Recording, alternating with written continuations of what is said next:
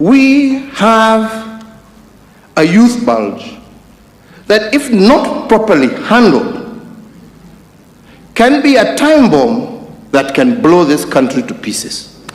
The handling of that has to be done extremely carefully. Extremely carefully. That is not a problem of this community or that. It affects us all. But how we manage it, so we must manage it prophecy very carefully. Have been fulfilled. He won this government and he won each and every person in this country. If not well handled, then we are going to turn this country into pieces. Hey, my friend here, before I analyze that video, Moses Kuria is crying and lamenting here. Let us read this news. 1. Shops around Koja and OTC looted and vandalized. 2. Shops in Roysambu looted and vandalized. 3. Nanas Mall, Thika looted and vandalized. 4. Carrefour, Ruiru looted and vandalized. 5. Naivas in Nyeri, looted and vandalized. 6. All public institutions in Olkalau, including police station, ID offices, county commissioner's office and county government office burnt down. Mount Kenya paid a disproportionately heavy price yesterday. Again, there will be no election in 2027. I was vindicated yesterday. I was vindicated yesterday. That is what what Moses Kuria has said. And again, Babu Wino security have been withdrawn. Yesterday, I stood with the people. I stood with the people, not against the nation, but for its future. I exercised my democratic right to protest peacefully against the actions of government that is failing its citizens. Today, in relation, the government has withdrawn my official security. Let me be clear.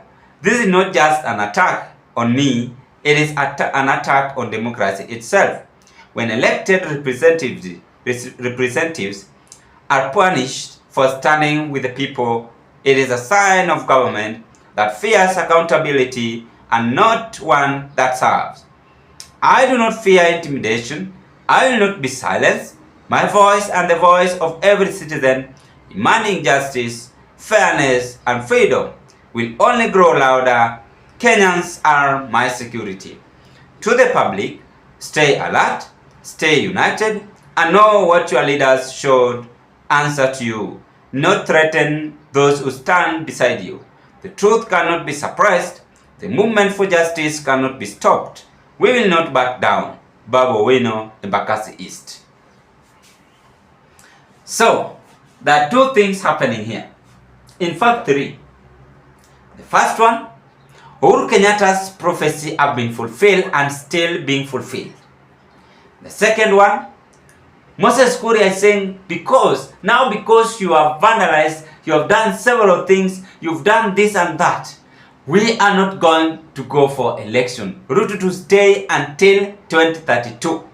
We are in power and we must ensure no election is held. The third point, Babu Wino's security have been withdrawn because he was spotted at Nairobi CBD, carried up by the Genzs while they were in the street. Among these three people, who is right and who is wrong? The side of Babu Wino is right. Democracy allows him to demonstrate, whether you are MP, whether you are a governor.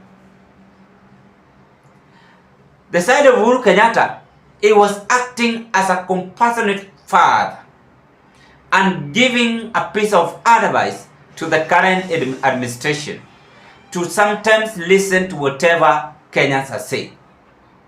That is how Uhuru Kenyatta used to act. the side of Moses Kuria, there is a political revenge.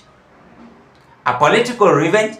Korea is regretting, Korea is lamenting and saying, no, we cannot allow this to happen anymore. Instead, we must now come together and condemn this by saying no election. As I conclude, this is what normally happens. Government always gets angry when wananchi have overpowered them. But they never come up with something substantial conclusion to be put on the table for discussion. And that is what Uhuru Kenyatta had also said and questioned the government by saying, we must now, if you are not keen, that there's a group of people coming here that are called Genzs. They are going to turn this country into pieces if you are not keen. He had warned, even Ruto was there, any other leader was there. He had warned them and they refused to listen. If you are not keen, I'm again repeating, if you don't want to listen to whatever they are doing, whatever they are saying, whatever they are telling you, it is up to you.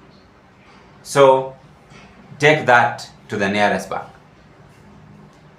Ladies and gentlemen, things are not still okay in this country as leaders fight among themselves.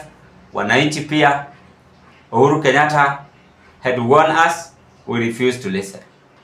Up to now, no any head of state or official have come out and say, we are sorry for this, we have done this and that, we have accepted our mistakes and we're gonna do it.